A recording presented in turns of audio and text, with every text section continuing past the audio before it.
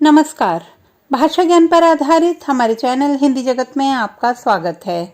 कक्षा 11वीं एवं 12वीं की पाठ्य पुस्तक अभिव्यक्ति और माध्यम के पाठों के सार की श्रृंखला में आज हम पाठ 11 कैसे करें कहानी का नाट्य रूपांतरण का सार देखेंगे। इसके अंतर्गत हम कहानी और नाटक के संबंध, कैसे बनाएं कहानी को नाटक, नाट्य रूपांतरण की चुनौतियां आदि बिंदुओं पर चर्चा करेंगे। यदि आप मेरे चैनल पर पहली बार आए हैं तो आपकी कक्षा से संबंधित सभी पाठों के बहुवैकल्पिक प्रश्न, प्रश्न उत्तर एवं पाठों के सार पर आधारित वीडियोस देखने के लिए चैनल को सब्सक्राइब कर बेल आइकन दबाना ना भूलें, ताकि हमारे नए वीडियो सबसे पहले आप तक पहुंच सकें। आइए प्रारंभ करते हैं आज का वीडियो। कैसे करें कहानी का नाट्य रूपांतरण पाठ का सार। साहित्य की अलग अलग विधाओं का अलग अलग स्वरूप होता है। यहाँ तक कि उनकी रचना प्रक्रिया और उनके तत्व भी अलग अलग होते हैं। विधा बदल जाने पर भी भाषा का प्रयोग परिवर्तित हो जाता है। साहित्यिक विधाओं का स्वरूप समय और आवश्यकता अनुसार परिवर्तित होता रहता है। इस तरह विधाओं में आदान प्रदान की प्रक्रिया भी चलती रहती है। यहाँ बात करते हैं कहानी के नाट्य रूपांतरण की। कहानी को नाटक में रूपांतरित करने के लिए सबसे पहले कहानी और नाटक की विविधताओं और समानताओं को जानना आवश्यक है। विविधताएं। कहानी का संबंध लेखक और पाठक से होता है, जबकि नाटक लेखक, निर्देशक, पात्र, दर्शक, श्रोता एवं अन्य लोगों को एक दूसरे से जोड़ता है। कहानी कही जाती है या पढ़ी जाती है, जबकि नाटक मंच पर मंच सज्जा, संगीत, प्रकाश व्यवस्था और अभिनेता के अभिनय द्वारा प्रस्तुत किया जाता है।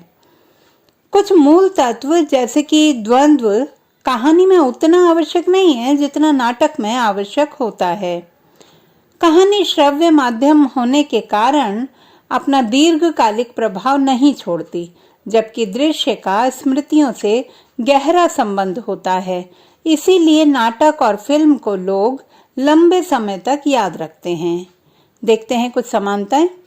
कहानी और नाटक दोनों में एक कहानी होती है, पात्र होते हैं, परिवेश होता है, कहानी का क्रमिक विकास होता है, संवाद होते हैं, द्वंद्व होता है, चरम उत्कर्ष होता है। इस तरह नाटक और कहानी की आत्मा के मूल तत्व एक समान हैं। कहानी का नाट्य रूपांतरण। किसी भी कहानी की कथा वस्तु उन घटनाओं का लेखा जोखा होती है जो कहानी में घटती हैं। कहानी को नाटक में रूपांतरित करने के लिए सबसे पहले इसी कथा वस्तु को समय और स्थान के आधार पर विभाजित किया जाता है। कहानी में घटित ये घटनाएं स्थान एवं समयानुसार अथवा स्थान एवं समय विहीन भी हो सकती हैं। कथा वस्तु यानी कि कथानक को सामने रखकर एक एक घटना को चुन चुनकर निकालते हुए उसके आधार पर ही दृश्य का निर्माण किया जाता है।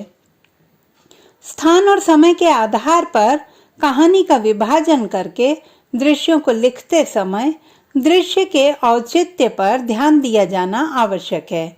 ऐसे दृश्य जो अनावश्यक हों अथवा नाटक की गति को बाधित करते हों, उन्हें निकाल दिया जाना चाहिए। दृश्य के कथनानुसार तार्किक विकास हेतु दृश्य विशेष के उद्देश्य और संरचना पर विचार आवश्यक है।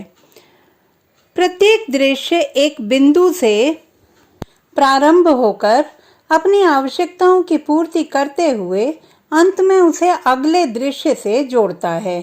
अतः दृश्य का पूरा विवरण तैयार किया जाना चाहिए।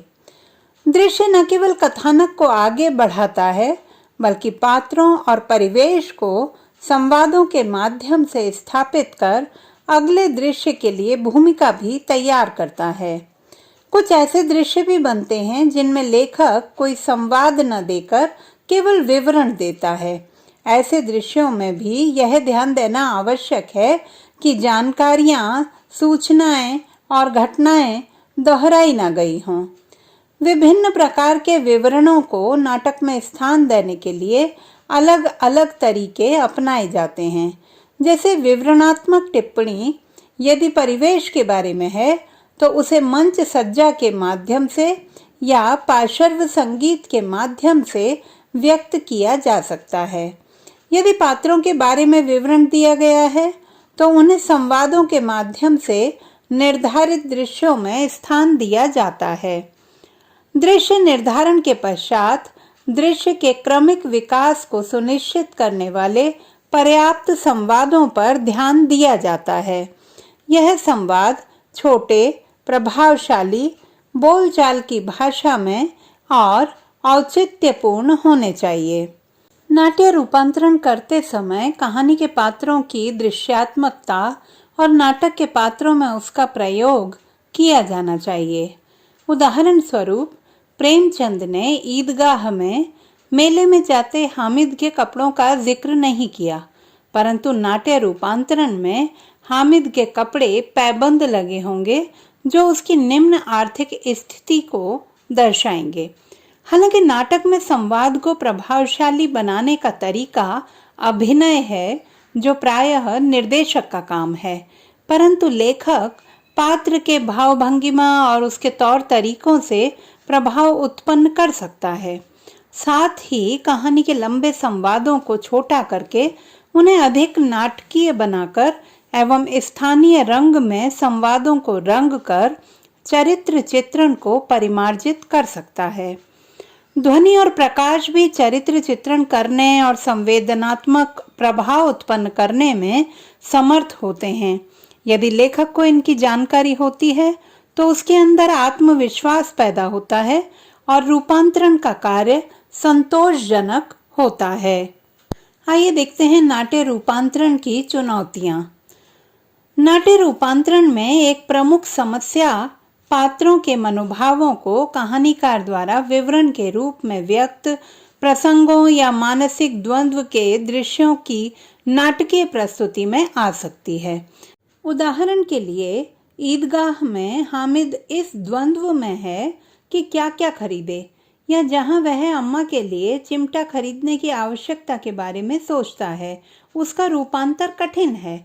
अभी तक इस तरह के विवरण प्रस्तुत करने के लिए स्वगत कथन का प्रयोग किया जाता रहा है, जिसमें लेखक मंच के कोने से यह संवाद बोलता है।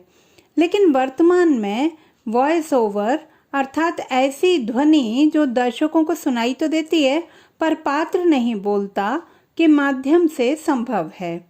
इसी तरह अम्मा वाले अंश के लिए फ्लैशबैक शैली का उपयोग किया जा सकता है। कहानी के नाट्य रूपांतरण से पहले वर्तमान रंगमंच की संभावनाओं की जानकारी होना भी अत्यावश्यक है। आइए देखते हैं कुछ प्रसिद्ध कहानियों और उनके लेखकों के नाम जिनका सफलतापूर्वक नाट्य रूपांतरण हुआ है। चीफ की दावत, भीष्म साहनी, टोबा टेक सिंह, मंटो, दुविधा, विजय दान देथा, कफन, प्रेमचंद, बड़े भाई साहब, प्रेमचंद, ईदगाह, प्रेमचंद, मोहनदास, उदय प्रकाश, मोटेराम शास्त्री, प्रेमचंद। तो बच्चों, आशा करती हूँ कि आज का यह वीडियो आपके लिए अत्यधिक सहायक सिद्ध होगा। भाषा संबंधी किसी भी समस्या के समाधान हेतु बने रहिए सुनीता भटनागर हिंदी जगत के साथ। आपका दिन शुभ हो।